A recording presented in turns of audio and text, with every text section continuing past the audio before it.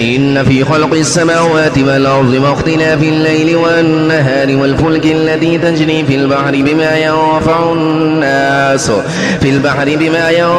الناس وما أنزل الله من السماء من ماء فأحيا به الأرض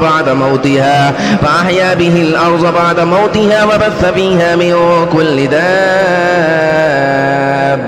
وتصريف الرياح والسحاب المسخر بين السماء والأرض لآيات لقوم يعقلون.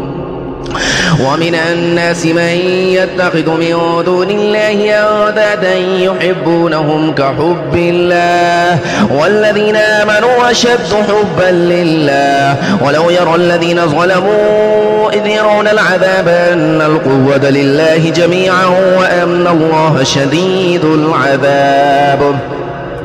إذ تبرأ الذين اتبعوا من الذين اتبعوا ورأوا العذاب وتقطعت بهم الأسباب وقال الذين اتبعوا لو أن لنا كرة فنتبرأ منهم كما تبرأوا منا كذلك يريهم الله أعمالهم حسرات عليهم وما هم بخارجين من النار.